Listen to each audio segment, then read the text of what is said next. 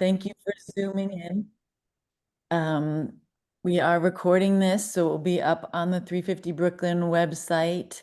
Um, and welcome to Tiny Plastics, Big Problems, How to Protect Yourselves from Microplastics.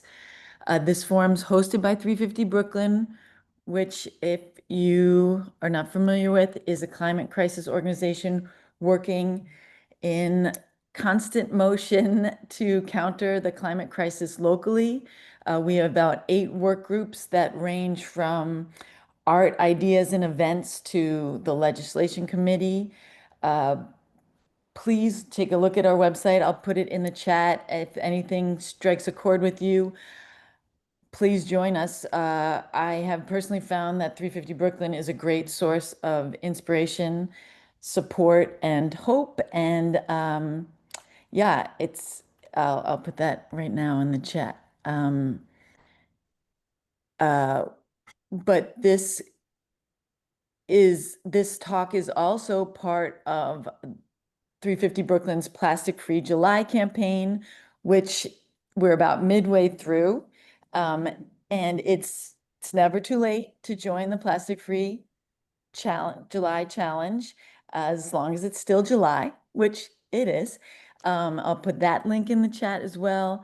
And but this on a larger scale is part of our series called Facing the Future, Building Resilience in New York City. And we realize that climate change is here. Uh, and we need to educate ourselves on how to build resilience. And we can do that on a large scale in our neighborhoods and more narrowly in our homes. And we'll talk more about that tonight. So without further ado, I'll pass the Zoom to Jan to introduce our excellent speakers. That's right. I'm the co-chair of Plastic Free with 350 Brooklyn, Jan Thompson, and I want to introduce to you Megan and Katrin, our two speakers. And I'm going to read a brief bio from each one of them so you know who they are.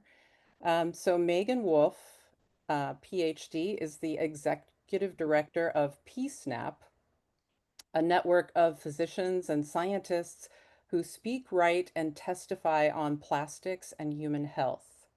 From 2022 to 2023, she served on the Minderoo-Monaco Commission on Plastic and Human Health, a collaboration of 48 international researchers who compiled an authoritative report on the health effects of plastic. And I don't know if you want to put that report, Megan, in the chat, but it's pretty comprehensive. So we'll see how gung-ho people are to read all that. But many of you are familiar with Megan probably from her role as the health policy director at Beyond Plastics from 2021 to 2024. And she's a frequent public speaker and enjoys mentoring activists on policy engagement. She is an adjunct faculty member at Cooper Medical School of Rowan University. Dr. Wolff received her master's and her PhD in public health from Columbia University and her BA in English from Wesleyan University. She lives with her family in New Paltz, New York. And then Katrin Scholz-Barth is a civil and environmental engineer who integrates systems thinking and strategic sustainability into multifunctional landscape designs. Think of dry lands, wetlands, ranches, backyards, rooftops as infrastructure for climate resilience, regenerative development, and decarbonization revenue streams. Scholz-Barth advised FIFA 2022 World Cup on how to make the event carbon neutral and is the co-author of Green Roof Systems, a guide to the planning, design, and construction of landscapes over structure. In 2019, she was chosen from over 10,000 applicants to participate in an all-female round-the-world expedition sailing voyage to collect, research, and ultimately fight ocean plastics and toxins. And we will see a clip of that later from that expedition. All right, without further ado, Megan, do you want to begin? Sure. Thanks, Jen. Well, let me share my slides. Here we go. Sharing screen and slideshow. Well, it's really a great thing to be here because I see so many people who I recognize in the audience. So, hello, everybody. And hi to those who I haven't met before. So Most of you at this point have the backstory on the plastics crisis, where it came from, how it's brought to us by petrochem, and a surfeit of stuff that we never really needed in the first place. Plastic production doubles about every 14 years, and it has since World War II. So usually at this point, I show a ginormous pile of plastic that comes to about 10 billion tons that we have created since then and is mostly still with us. But since we're talking about water a bit today, I wanted to think a little bit more about where we usually see it. At least in North America, we see it in waterways, we see it on riverbeds, we see it on the beach, and we see it, of course, all over New York City. So it looks like a litter problem, but we've learned that it's not. And in particular, the way that we've learned that it's not just a litter problem, at least here, is when we start thinking about, well, what happens to it as it starts to break down in the sun, in the wind, in just over time, plastics get brittle, and they start to crack. And first, they crack down into macroplastics, which are just pieces of just styrofoam and plastic everywhere. And then they keep going though, and we've been hearing a lot about microplastics and how small they get. But then also lately we're hearing more about nanoplastics.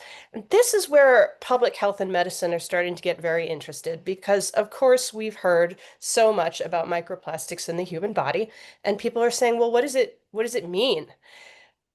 Well, in order to think about what it means, we have to think about where it can penetrate and why and how. And to that end, I like to look at this. It's not just the microplastics that are the problem. They get down to the size of a grain of salt or a pencil tip. The biggest microplastics are considered the size of a pencil eraser. But we're learning in the last couple of years that it's really the nanoplastics that are actually the more dangerous thing for human health and probably for a lot of the rest of ecology also. Those nanoplastics just keep on breaking down to the size of a particle of smoke, the size of the COVID virus, or even the width of a strand of DNA. They get smaller and smaller. And by the way, all plastic eventually goes to microplastic. During its lifespan, its use phase as plastic, you can think about it as human skin, almost like it's constantly shedding microplastics, but it will just continue to go down and down and down. And it's these little itty bitty guys that we've started worrying about. This is a microplastic filament on a snowflake. So we know that it gets so small that it evaporates into the hydrologic cycle and then it rains back down and snows back down everywhere. We also know that microplastics and nanoplastics get picked up with wind and dust, and they also move around everywhere. There's no place on Earth that scientists have looked for microplastic and not found it, including in the vasculature of plants themselves. So this is the side picture of a wheat plant, and these little red dots are microplastics that have been caught up in it. We first thought about plastic and microplastic as an oceans problem, and it certainly is, and we'll hear a lot more from Katrin about that. But actually, soil basins have between 4 and 23% more plastic even than oceans. And that stands to reason if you think about how much it's raining down microplastics, but also agricultural practices like using extended release fertilizer and coated seeds or applying biosolids, which are full of microplastics also, puts plastic into the soil. We're only just beginning to understand what this might mean for crop yields and so on. We do know that it reduces photosynthesis, and it does have potential to reduce crop yields, but we don't know a lot beyond that. This is a new frontier. And here's another piece of the frontier that just demonstrates how far microplastics can get. These are photos taken from Adirondack State Park in January of 2023. There's no industry in Adirondack State Park. There's no major dumping. There's no plastic recycling. So how an insect in a place as pristine as that could become covered with microplastics really attests to wind and rain and the capacity of these little guys to get everywhere. But it's when they get down to nanoplastics that they get into us, because if they're the size of a virus, size of a strand of DNA, that's when they can really travel easily across the intestinal lining. And we've learned also the alveoli of the lungs. If we inhale those itty bitty bitty guys, that's how they can get into the bloodstream. And from there into organs. Well, which organs? This is another one where investigators have pretty much found them everywhere they've looked. And this was my timeline. I spent a day combing literature and trying to put together a line of when did we find what. So lungs, May 2021. Meconium is the first stool of a newborn infant. That's the poop that they have before they've ever eaten anything. Sputum, blood, breast milk, liver, urine, veins, testes and semen, heart tissue, kidneys, carotid plaque, the brain, the olfactory bulb, so as you're inhaling through your nose, and then the brain reconfirmed. It's been kind of a rush to research. But what does it tell us? What do we know? Not a lot, actually. We know it's there, but we don't know what it's doing. The only study we have so far that really points a finger between not so much associative, but you have to be very careful when you use the word cause in research, right? Because you can't say this caused that. But this was an association that was so strong that scientists everywhere paid close attention and still are. And this is a study where people who had their carotid arteries clogged go in for a procedure where they have them effectively, in layman's terms, rotor-rooted. They pull the plaque out of the arteries so that the blood can flow. And in this case, it was a study of a few hundred patients. The investigators then looked at the plaque, the carotid plaque that they took out, to see whether there were micro and nanoplastics in it. And lo and behold, in about 58% of the people they studied, they did find plastic. Then they followed them for 36 months. And in those patients who had plastic in their carotid arteries, they found a 450% increase in heart attack and stroke and premature death. So this was a very strong signal. Again, it's one study, and you cannot say that this was exactly the cause. We can't demonstrate that yet, but this is the kind of signal that you would see generally from something extremely point source hazardous, like some sort of toxic spill. Otherwise, you don't see such a close correlation. So this put a lot of the research community on notice. So what do we have since then? Because that came out in March of 2024, which is now actually a long time ago, given how fast this research is moving. Well, this was the next big study, and when it came out, it pretty much broke the internet and practically still is. This was a study looking at brain tissue. As we had seen microplastics accumulating in the human body, one of the first places that was alarming was the placenta, because this idea that we've had for centuries is that the placenta will protect the infant from anything crossing through, that it's a basically impermeable barrier to toxins. Not so. Then, when it turned up in the blood, we all began to wonder, well, what does this mean for the blood-brain barrier? And this answered the question, can microplastics cross into the brain? And the answer was yes.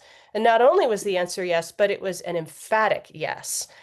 So a few things that they found in this study, which was officially released just this year, was that polyethylene was the most common plastic polymer. And I want to hover on this for just a minute. If we think about what does that mean? Polyethylene is the predominant polymer. Well, in the brain, it was about 75% of the plastic that they found. The polyethylene is this orange line here. So, you've got the ends are nylons, PETs, polyethylene terephthalate, PS is polystyrene, but polyethylene is one of the most common single-use plastics.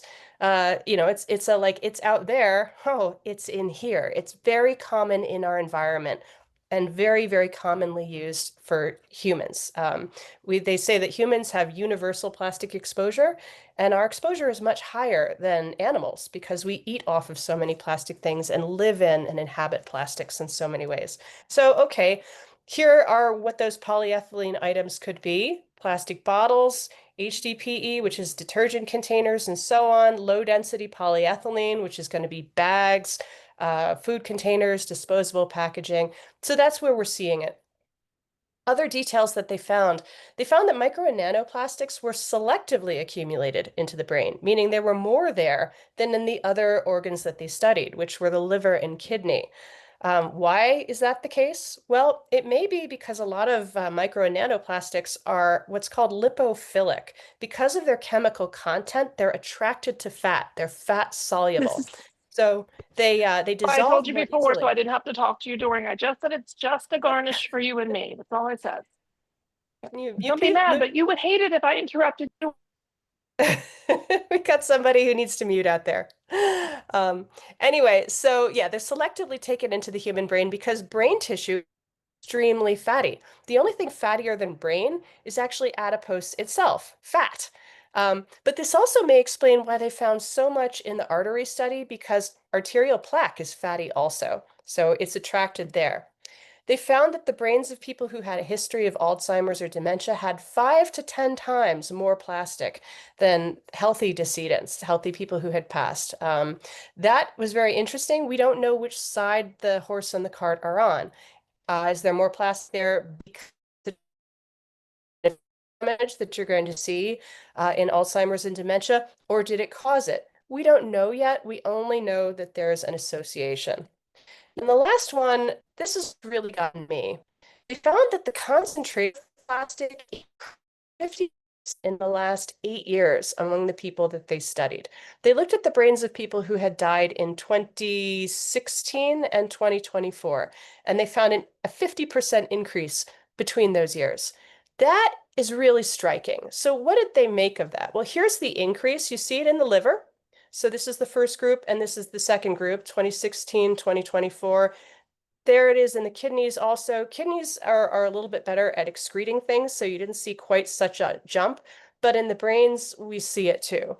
And well, what does that mean? They wanted to double check. Are we really seeing this? Is this really an uptick of plastic in the brain over time? So they also got data from other sites. They looked at brains of people who had died closer to 2000. And lo and behold, they're still seeing that uptick. It's getting higher every year. That was interesting. And the reason that they think that that may be happening is we've had so many plastics lying around the planet since the 1950s that have been going down to microplastics. We may be seeing a tipping point where we're getting more nanoplastics now, and those nanoplastics have found their way into the environment in higher density than they were before, and you can see that through studies of the brain. So there's just more nanoplastic out there. And this was a study that sort of gives us a sense that this may be true in zebrafish. If you have a healthy zebrafish that's just swimming around there in the nice clean water, you add microplastic to that water. Now, these are AI images, so this is not a real fish. No fish were harmed in the creation of this slide. And anyway, you wouldn't be able to see the nanoplastics because they're not this big, they're much smaller. But if you add that level of nanoplastic to the fish's water, you see a ratio of nanoplastic across all the fish in their bodies, across their organs, and it's the same ratio in all the fish. Then, if you reduce the level or remove the level of nanoplastic, those fish gradually clear the nanoplastic. So you see less and less over time. And if it's clean water, taking it out to, I think, 75 days, it went down and down and down. So we just think Matthew Campen was the author of the study, is surmising that, again, this is like the water that we're in, the air that we breathe, the ecology that we're in may just have more nanoplastic in it. And this is something that investigators call the toxic debt. Again, it's that plastic that's lying around, just quietly breaking down. The first thing we need to do with the toxic debt is stop adding to it, of course. So that every 14-year doubling, we really need to address. So this is really stressful stuff. So here's a couple of kittens. Just take a breath because that's a lot of plastic in your brain. I don't want plastic in my brain. Okay. So how do we solve this? Well, like I said, we need to reduce the production of plastic in a big way. But I know right now, probably most of you are thinking, how do I keep this from my body? It's not easy because, frankly, microplastics are going to be everywhere and nanoplastics we can't see. But at the very least, we get to start rethinking what we're putting into our bodies the most. Plastic in our food supply is one of our most direct contacts. So it's time to rethink packaging. It's time to rethink what we're eating off of and cooking with. How are we handling our food? Here's a couple of pointers from the Food Packaging Forum. If you're thinking about microwaving something in plastic, don't. because the chemicals in that plastic will migrate into the food from the added heat. It might say microwave safe, but they're talking about the container, not about the food. For other packaging issues, smaller portion size give you more surface to volume ratio, which is more opportunity for plastics and associated chemicals to migrate. Long contact times. How long has that plastic ketchup bottle been sitting in the pantry or the fridge? Also, how warm has it been? If you're drinking water out of a plastic water bottle that was sitting in a, in a sunny place or sitting in your car, you're getting a higher burden of plastics and chemicals. And also fat soluble chemicals. Again, that lipophilia. This is really sad when we think about cheese and meat, which is almost impossible to purchase outside of plastic. But to whatever extent you can, once you purchase it, move it into something non-plastic. Like this. The bigger your ick factor on plastics and food, the more likely you are to be able to reach for something in glass. There are still a lot of things that are packaged in glass, and it does cost more, which is unfortunate because that creates an inequality between who can combat some of this, who can reduce the rates in their lives. But to whatever extent you can, buy it in glass or move it into glass when you've bought it. Other things, get it out of your kitchen. Anything that's touching heat, anything that's touching food that you can, get rid of your plastic utensils. Do not cook on Teflon. Teflon is PFAS. It's basically fully chemically pernicious. You might have heard of, they called it the PFAS flu, people cooking on Teflon and then feeling a little ill afterward. Not an accident. And switch to reusables wherever you can, particularly tin, aluminum, stainless steel, any kind of reusable that is not plastic. It's not always possible to do it, but do what you can. These are the mitigating factors. And these are just a few actually that I carry around. So I clank a lot when I walk, but it often turns out to be a great conversation starter. And oftentimes also people see me doing it and they get what's called the bystander effect, where they feel empowered to do it themselves. So that's pretty cool. People always want to know, like, well, how can I figure out what to buy, what's non-toxic, what doesn't have a plastic lining? These are just a few of my favorite clearinghouses. All of these are very scientifically accurate. I certainly don't have the time myself to play whack-a-mole looking at olive oils and cutting boards and so on, but these folks do. So if you go to their websites, you can get really solid information. But here's the big one that we all know. This is Brooklyn 350 at its best. We really need regulatory systems. They're the most just, they're the most efficient. Turn it off at the tap at the very top. And this is also something, I take this as a point of hope, frankly. 81% of US voters want plastic to be reduced. This is a bipartisan thing. Even in our incredibly polarized society, people do not feel comfortable with the concept of microplastics in their brains, placentas, testes, and so on. They want it to be reduced. We've got a lot of political gridlock that's causing inertia, but we have the will within the public to get this done. And it's a matter of harnessing it. Of course, this is the resistance. This is the amount of money that the industry put into lobbying in New York State once the Plastic Reduction and Recycling Infrastructure Act was introduced. In 2025, this is a very incomplete count. I suspect it's much higher because any of you who went to Albany to try to work on lobbying for this saw that there was a manifold increase in lobbyists from industry against this one particular bill, which tells us a few things, actually. If they're putting the big bucks into stopping this bill, that means A, they understand that the public wants it and it's likely to pass, and B, they understand that it's likely to be effective. So you actually know you're gunning in the right place when industry starts to throw a lot of money into blocking you.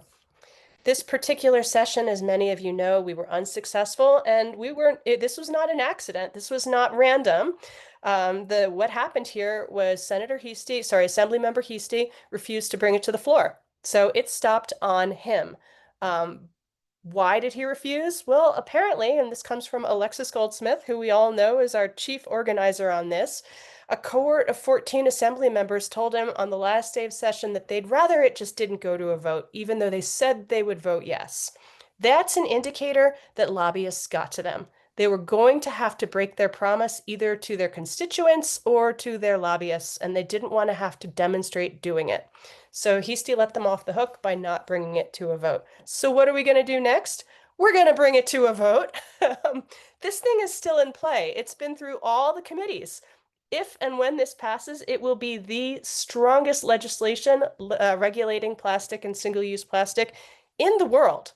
No kidding, in the world. And that's why industry showed up so hard against it. So Alexis is already getting going with Beyond Plastics. If you're not on her mailing list yet, get onto it. Alexis Goldsmith at bennington.edu.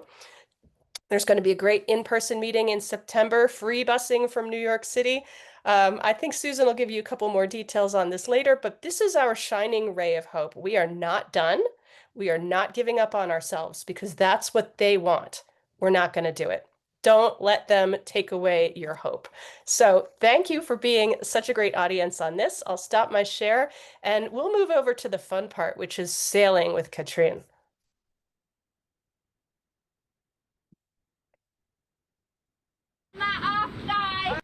One, two, three. That's the manta trawl. It's taking a water surface sample so that we can measure how many fragments of plastic there are in this part of the Atlantic Ocean. Okay, so Sophie, get ready to ease. Right, see if we can just drop it right down here.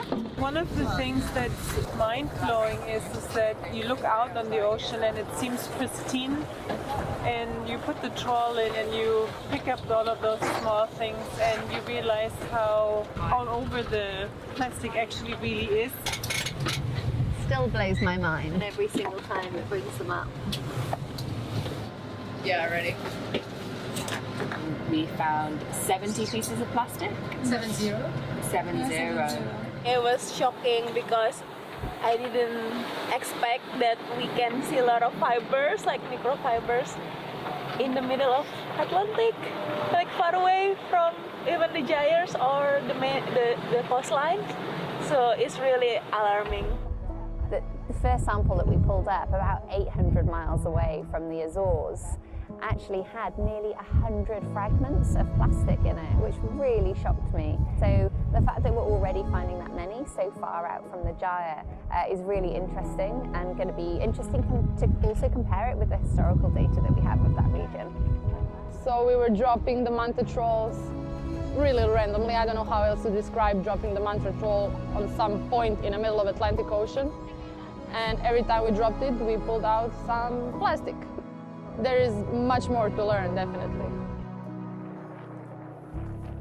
I ended up having my blood tested because I wanted to know which of the chemicals that are banned by the United Nations because they're toxic to humans and animals, which of those chemicals that I was finding in the plastic and in the ocean and in the fish, which ones were inside me. And so we chose 35 chemicals, and we found 29 of them inside my body, in my blood.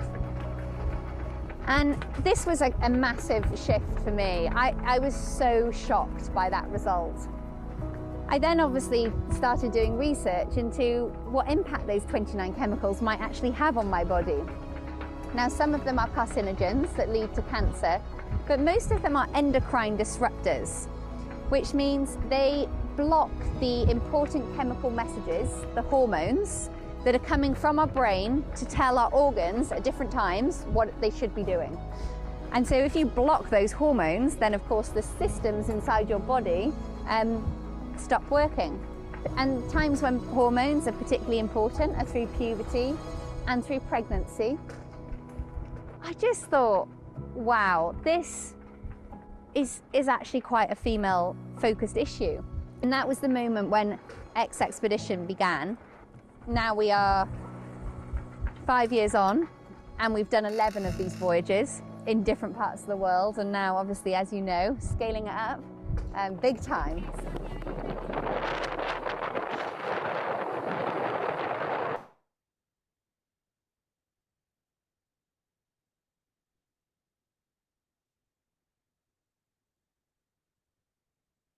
Oh, Katrin, you're muted.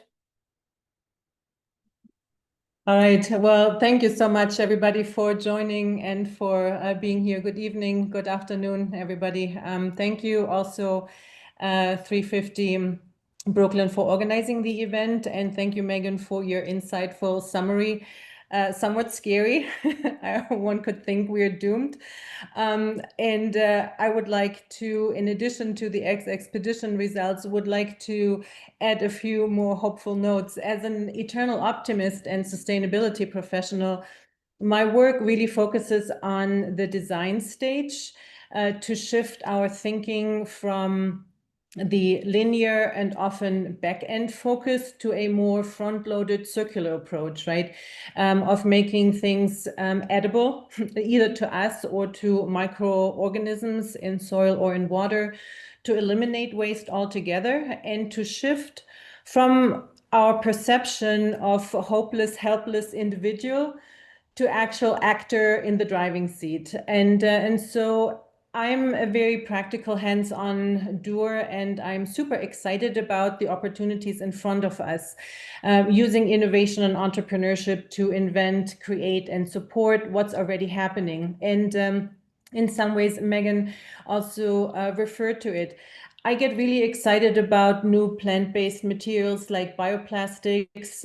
These are materials made from seaweed, fungi, mushrooms, cassava, cornstarch, a number of different things, like also kiwi skins, shrimp shells, which is called chitin. And I get back to this in the end. Also mangoes and leather made from banana peels, cactus, the list is long. There are also new plant-based processes, for instance, in water treatment, that uses fenugreek and ochra as natural polymers and flocculants to bind and separate plastics to settle out in the sludge that then can be eliminated through incineration and energy generation. So there are a number of things that indicate to me we are living through exciting times, especially through people with curious minds to find design-based solutions on land, right? So it's all about research, learning, writing, inventing, and reaching and inspiring people to trigger curiosity and imagination about doing things differently. Like, for instance, the 100 existing solutions to reverse global warming. In my opinion, I believe we have already access to what it takes. We just actually now need to do it and implement things. And one quick follow-up to our Round the World X expedition. So the double X is because it's all female. That's why it's pronounced X expedition. And it wasn't the 14 females that were together on the boat. It was the rough seas that really made it work and challenging. But it is an ongoing citizen science project. We, on this world round trip, were going through or crossing 4 of the 5 ocean gyres, which are the plastic accumulation zones. And what we really wanted to look at and find answers to questions was, how does the quantity of microplastics compare between the world oceans? How does the type of plastic vary? How does ocean current maybe affect distribution? Are there human pathogenic species present? And we used some cutting-edge DNA analysis to study the bacteria and viruses colonizing the microplastics that we collected in pieces that were 1 millimeter or larger. And also, what we wanted to know, how much plastic actually is out there in those 5 gyres. When we were there in 2019, we used 2014 data that suggested it was about 5.25 trillion pieces. And I just researched it for this webinar here today. And by now, the estimates are 15 to 51 trillion pieces and particles of plastic in the ocean. That's a factor of 3 to 10 in just 10 years. And so, you know, giving those facts, it's really important to understand, where does plastic come from? So what I briefly wanted to do in our time remaining is, where's plastic come from? And then offer some solutions based on food, clothing, and fashion, and also cosmetics to make an impactful a change within our lives. So most plastics in the ocean, approximately 70 to 80% by weight, originate really on land. And so they are transported from land to rivers and coastlines and ultimately reach the ocean, which is trash and waste that is improperly managed on land, right? So that's 70 to 80%. And therefore, waste management is such, or the lack of it rather, is such an opportunity. The remaining 20 to 30% comes from marine sources like fishing nets, fishing lines, ropes, and abandoned vessels, and also including container ships that release trash, and accidents of container ships that transport those noodles, those PET noodles that is the raw material for making plastics. So again, waste management on land is itself a major opportunity to address plastics in the ocean. However, and that is basically upcycling, downcycling, closing the loop, all of those kinds of things. But as I said, where I really get excited about is the opportunities to work on new materials like those bioplastics as mentioned. Anyway, the indication is that most solutions are design-based on land at the source. So when we talk about recycling, that's the back end because we didn't get the front end right. So we need to focus really on the front end of those materials that we make out of chitin, out of fruit, and all of the things that are abundant in the atmosphere and made within our surroundings and nature. And that is what I would like to focus on. And if any of you is in a position of career counseling, career management, do point all of those young people towards those very new career opportunities that didn't even exist 3 or 2 years ago, right? Like kelp farming and working with mycelia and growing mushrooms and all kinds of things. So it's super exciting. So here is to the 3 things of food, fashion, and cosmetics. What it really it's because it's the small things done consistently. That's the big thing, right? So what I do and what works for me may not necessarily be working for you. So it's finding the ways that you use certain things and can make a change based on your time and budget and things like this. Don't beat yourself up over it. Do one step at a time and then add the next one on, and therefore it becomes the small things done consistently. For food, number 1, Megan has talked a little bit already about cooking ware. If you, and packaging as well, if you had a chance prior to our webinar to look at the entire documentary of our expedition, and that was just the leg 1, you may have noticed that one challenge, one of the biggest challenges actually to avoid plastics, to just buy one meal without plastics, right? So packaging is everywhere. Packaging is key. And so what do? I shop bulk, fresh, raw at the source at farmers markets if I can. I grow, make it myself. Like for instance, I bake my own sourdough bread, nothing's packaged. Pack hot food only in glass containers, enamel, stainless steel, paper, all of those kinds of things. And absolutely ditch your PFs, your non-stick cooking ware. That's probably one of the biggest benefits you can give yourself and your family. The non-stick pots that are coated with forever chemicals called PFAS, PFAS, are absolutely detrimental. And if for entertainment you would like to watch a movie, watch Dark Waters. with Mark Ruffalo. He is the lawyer and investigator at this movie of DuPont and their non-stick cooking ware. And it's based on a real story as he became, not Mark Ruffalo, but the investigator and lawyer, become the biggest enemy of DuPont. And the movie was released in 2019. It's available on Netflix. It's called Dark Waters with S at the end. Staying hydrated, part of food and beverage.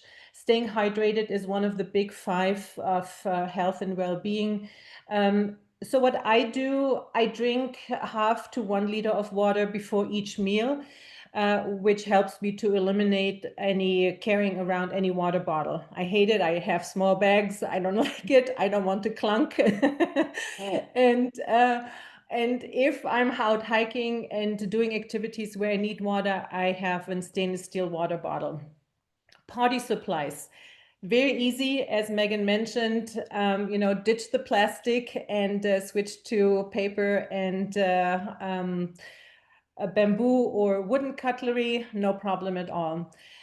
When it comes to our food chain, it's much harder because plastics in seafood in particular is an issue. So I try to limit or avoid any water filtering seafood like shrimp, calamari, scallops, octopus, eat very little of that. If you still want to continue consuming seafood, look for wild caught rather than farm raised. It's often less exposure.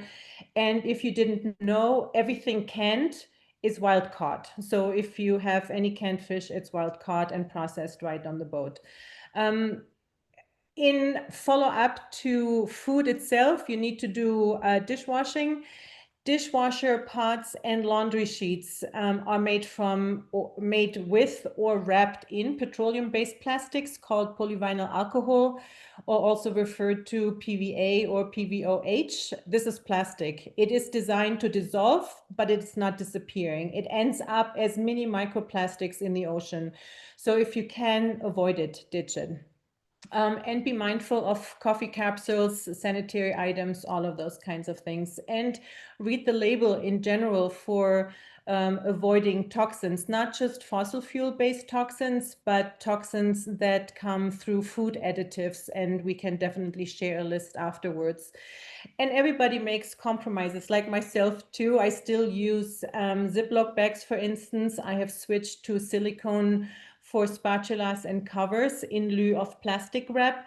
However, a number of people still consider silicone, which is technically a part of rubber, they still consider it and treat it like plastic. So fashion. Why fashion? Because everything we put on our skin is absorbed by it, and the skin is our biggest organ. And so there's a difference between dress clothes and active wear. And I think it's pretty easy and straightforward to shop consciously for dress clothes and select natural breathable fabrics like wool and hemp and linen, tencel, organic cotton, and really select brands with a genuine commitment, right? Beware of bamboo, because bamboo, often advertised and marketed as environmentally friendly, goes through a very harsh and toxic chemical solvent-based process to become soft and wearable. And the garment itself no longer has any of the often claimed benefits of natural bamboo fiber. For functional clothes and active wear, that's the big thing, because all of them are made of synthetic fiber that are plastics derived from fossil fuels. They are also often coated with forever chemicals, PFAS, like we just talked about in your cooking wear, right, for water resistance. And every wash releases those kinds of microplastics and particles into the environment, which accounts for about 35% of all microplastics in the ocean. What can we do?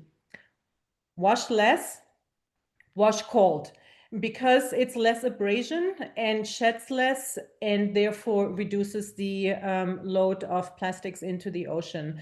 And avoid laundry sheets. It's, again, one of those things like bamboo, right? We are marketed and advertised into believing that you do something better without actually asking the critical questions. I myself use Dr. Bronner's castile soap and Salsats, which only has certified organic and fair trade ingredients, and it's straightforward. Within fashion, shoes and bags are a big issue as well, and there are a number of new brands like Allbirds, Incas, Ons that are very focused on wool and soles from sugarcane, things like this, to make things better. It's really important to support those kinds of brands as long as they work for you. Beware of vegan leather. Vegan leather is PVC plastic. It's made from fossil fuels. So again, one of those marketing campaigns where we need to ask critical questions, right? But then here's some exciting news, like there are some raincoats that are made from algae, and I link some of the information into the handout afterwards, which is based on a design part from the University of Arizona. So that's really exciting. And third and last, cosmetics. Again, our skin is our biggest organ and absorbs everything we put on it. And here's some food for thought. The average woman applies 200 products to her skin before breakfast. Let me repeat this. The average woman applies 200 products to her skin before breakfast. And that includes shampoos, creams, moisturizers, sunscreens, makeup, facial treatment, nail treatment, you name it. I don't know if you're one of those. I tried really hard to consolidate and eliminate everything. And I have prepared a little bit show and tell. I know we're running short on time. I try to be short. And before I do, I just wanted to say that I have absolutely no affiliation with any of those. I own no stocks in any of those companies. I just share that I use those for the benefits of my own personal use. And so for shampoo, for instance, I use Soapbox. It's an B Corp that only uses natural ingredients without any petroleum. For moisturizer, I start out with pure aloe vera gel, just like Cleopatra already did. It was her secret. And I add to it something that it's called beeswax body butter I get from a beekeeper. And at night, I use lemongrass and coconut oil for moisturizing, which lemongrass, coconut oil I also use if I need to polish my wood floor. Smells great, looks great, totally non-toxic. Katrin, can you hold the items closer to the camera when you hold them, when you have them? Oh, yeah. And so for cleaning, as I mentioned before, I use Dr. Bronner's castile soup or Salsats. I use the original container and just buy the paper refill containers. For sunscreen, I use very little. I cover up instead. And if I need to, for longer exposure outside, I use a mineral-based sunscreen that is also reef safe, and avoid any sunscreens with oxybenzone or octinoxate because that's toxic to corals. Very briefly, one quick microplastic studies in cosmetics. Megan mentioned this already before, and I'm going to be brief about it. New studies in Australia show that there is about 4 to 23 times more microplastics in soil than in the ocean. What are the major pathways? Sewage sludge, as Megan suggested, and that comes from our sinks and showers used as fertilizers. And these are all of the ways how things found those particles into our lungs, brains, heart, blood, placenta, and brain, as you saw. The real surprise, though, studying those microplastics was that about 25% of that microplastic in the soil comes from glitter. Yes, glitter. Cosmetics, party glitter, any of those kinds of things. It's made from PET plastic and it's coated in aluminum, which means the particles are too small to be filtered out and too stable to break down. So it ends up in the soil, and that's bad news. Because the springtails, it's a small organism that crawls around in the soil and helps maintain soil health by eating decaying materials and fungi. So they are the soil superheroes. And when the University of Melbourne scientists exposed those springtails to conventional glitter at realistic concentrations, their reproduction rate dropped by 61% in just 28 days. So that means fewer springtails in the soil is less soil health, is weaker crops. So you can see how what we put in the soil ends up what we are eating. It's, the circle is closing, and that is cosmetic turned into food that is toxic. And we are what we eat, we are what we do to ourselves is often that kind of thing. So again, finding ways to eliminate the top 10 toxins in chemicals that are all fossil fuel based from your food and from your cosmetics is the first thing. And I have prepared a few resources that will come with the recording, and I'll leave here maybe by closing and in closing saying that every day can be plastic free if we try, right? And in a way, and with just some actionable knowledge, we all can make better informed consumer decisions, choose carefully to hold companies accountable, and also take control of our own personal health. So thank you very much. And we hope we have some time for question answers. And everybody who needs to leave, thank you for joining. And everybody else, please stay on maybe for extra 10 minutes or so that we can answer your questions. Thank you. Thanks, Katrin. That was great. Thanks, Megan. Really appreciate how comprehensive that was. And yeah, we can open the floor for questions, open the chat. Some have gotten in there already. I think one of them was like this idea that one of the questions, and it's a question I had as well, was where's the best place to start? Is it in the kitchen? Is it in your closet? Is it in the bathroom with, your 200 different creams and such? But no, just wondering, yeah, either of you, maybe just tips on where to start would be great. I'm just going to quickly jump ahead of you, Megan, if you don't mind. Just like with exercise, the best thing to start with is the thing that works for you, right? And that sticks with you. There is no prescription for that. As I said, to me, it was food, clothes, and cosmetics, just because you use it every single day. And the biggest impact you have is with things you do at least once a day, if not 3 or 4 times a day.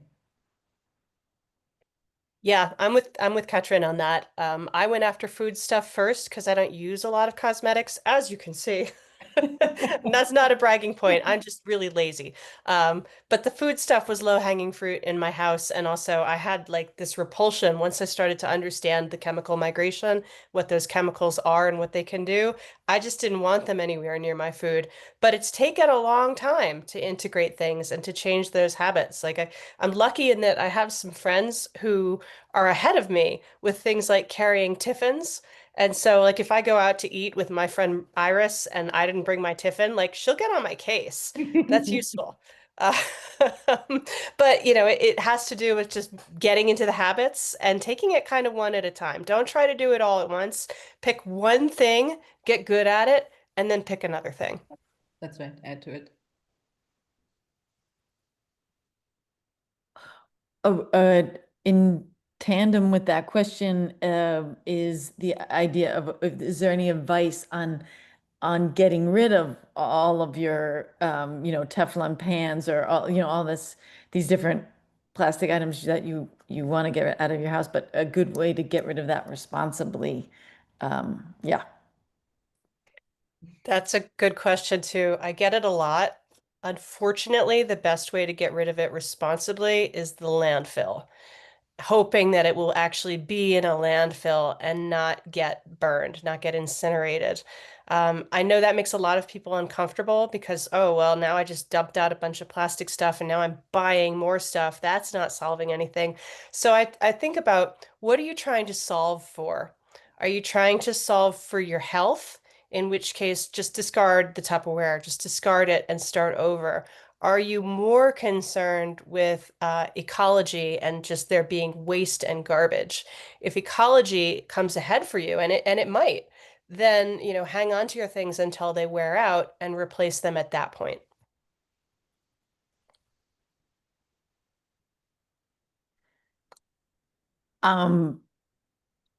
And tagged onto that is, in terms of your cosmetics, how do you even know when your cosmetics has plastic in it? Because the list of ingredients are difficult for a layperson to parse. That's often a question that we get. And so, I mean, there is a list of the top 10 toxic chemicals, as I mentioned, like parabens, EDTA, DEA, TEA, glycols, phthalates, toluenes, things like this. And it's often things that you can't pronounce, you know. The most important one, however, is fragrance, because it can indicate the presence of up to 4,000 different unlisted ingredients that companies are not required to disclose, right? So if you buy a hand soap, for instance, which has any desirable perfumes or fragrance, if it is not based on essential oil, ditch it or don't buy it, really. And because again, 4,000 different unlisted ingredients can be part of that, and that could be toxin. But there's also a way to maybe keep the sparkle and ditch the plastic. There is a company in Europe that's called BioGlitter. And that is made from plant-based cellulose. It's certified biodegradable, and it's natural freshwater. It biodegrades in freshwater and in soil, meaning it totally disappears. There is no trace of it. It's no plastic. It's no poison. And that is just one product. I think, again, the power that we have as consumers is to really kind of like be part of demanding new products and holding companies accountable, and be active, and make your voice heard on any of those social media channels, because companies do listen, right? I didn't mention it. I have within the handouts for the post-webinar resources, a resource that is called Magnifico, your head-to-toe guide to ethical fashion and non-toxic beauty. It was written by Kate Black, is available. You can download it. We leave the link. And that's an easy way to learn much more about all of the items, not just food, cosmetics and things, but all of the things, including sanitary items, condoms, whatever, because we often use things so close to our most sensitive body parts, where it is much more likely to be absorbed, and then learn to eliminate it. I have a question, and maybe this is for Megan, but probably both of you know, but I'll ask you, Megan. So when I'm scanning the ingredients, I often look for the word poly to equal plastics in my mind when I'm in the store and I'm buying a product. I mean, is that always true that that is plastic? Is there I'm not sure. I'm asking the internet. I stumped you. The internet says no. Okay. All right. Like polyester, polyvinyl Exactly. chloride. Oh, but yeah, you can get like polysaccharides, which would be complex carbohydrates like starch and cellulose and other kinds of units. So Okay. poly, just meaning many, is telling you that you have a lot of units. Polymer, you have many. They call it a monomer when it's one unit, but mer, I think, well, I want to say that means that should mean ocean. I don't know. Right. My Latin is not good, right? Yeah, But poly just means many. So yeah, I don't think it's a good indicator either. I think Megan used one resource in her slides, which was the Environmental Working Group, EWG. So there are a couple of things. First of all, don't go overboard. Don't beat yourself up over it. Just do one step at a time. If that's the fight you want to take, and if that's an easy one, do that. However, just if you have a product, you can actually scan it and ask the internet immediately. And usually EWG will tell you whether it is a healthy product or not, or they have a rating, how they rated it based on the ingredients list, so you don't have to do the research. And so Environmental Working Group, EWG.org, also has a list of, for instance, the dirty dozen and the healthy fruits, so you know where their pesticides are and things like that. And another reason why poly wouldn't be a good indicator is, I mentioned it, that I'm so excited about innovation and entrepreneurship. Chitin, for instance, is really the natural plastic. It's the skeletons of insects or shells of crabs. All mushrooms, shellfish, insects are built on polymers that are called chitin, and it's a long chain polymer. So here you have it again. It's a polymer. It's a long chain polymer, but it's the second most abundant polysaccharide in nature, behind cellulose, that is being produced, in our atmosphere at 1 billion tons a year. That's actually a good thing, and it's the primary component of cell walls. So, it's really important. I have in our resources that I'll share a link to a paper in there that's about transforming flies into biodegradable plastics, which is based on chitin. So do read up interesting things and really just help to really shift focus to the design and to really just support anybody who invents new things or finds new things, like the the flies becoming biodegradable plastics.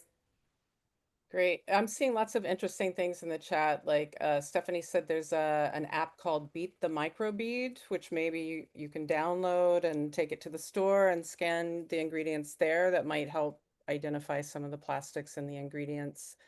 And then Susan is sad about nail polish. Like, can we never use nail polish again? Because I have seen some that were considered healthy, but I don't know if that means that they didn't include plastic.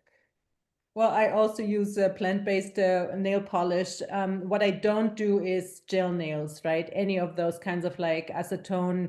Again, if the technician wears a mask to protect themselves from all of those fumes and particles that are flying around, you should too. And just be. Again, if this is important for you to do gel nails, do gel nails. Don't beat yourself up over it. Just try a different way of eliminating plastics from your life. Be practical. Yeah, that makes a lot of sense. All right. Does anyone else have any questions? If not, I think we're going to wrap it up. This was an amazing presentation. I learned so much. And we are going to have a webpage up on 350 Brooklyn on the Facing the Future series about microplastics and nanoplastics, which I learned more about. Could I sneak one more question in just to clarify whether silicone in the kitchen is good or bad or in between? this was go ahead, Megan. No, go ahead. Oh, I posed this question to the endocrine science researchers at Million Marker, and they said it's better, it's more inert. Ultimately, it's the same old problem, but it's much more inert than most plastics. Just don't microwave it with food in it. Right. Yeah. It's much better because it's basically it's no longer, I mean, silicone. What silicone is as I said, it's technically part of a rubber. It's non-toxic polymer made from combining silicon, carbon, hydrogen, and oxygen. So it's not fossil fuel based, but it still has properties like being flexible and things like this. So with heat, you might just get some of the particles in there, which is, and that's why a number of organizations still treat silicon like plastic. All right, Susan, do we have anything to leave everyone with? Like a final call to action? Yes, I am putting in the chat the details on the Beyond Plastics and New York is Not Disposable upcoming action in Albany Saturday, September 13th. There's a link to RSVP with more details about it, but that is just as Megan was saying, an incredible piece of legislation that we can get over the finish line, and that will be tremendous. And participate in, right? And again, the most important thing is to be more conscious about it, and just be practical for your own circumstances.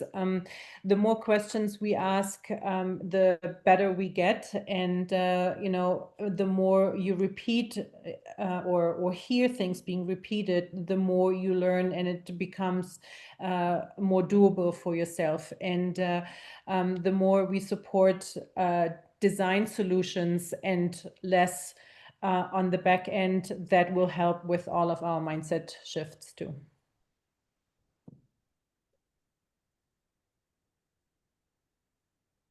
Also, I think the last thing I would say, and Susan, if you want to add to this, maybe you have a link for Yes. joining the 350 Brooklyn Plastic Free Yes. team. That this is our main topic, so all the time we're thinking of ways to reduce plastic, single-use plastic in the environment. Yes, and our next meeting is September 10th. And if you sign up online, you'll get a reminder about that. Right, there's the link on our website to get involved. All right, thank you so much, everyone. Thank you, everybody. Thank you for tuning in, and thanks for organizing. Thank you, Katrin. Thanks, Megan. Bye-bye. Bye. Bye. Take care, everyone. Bye, Willow.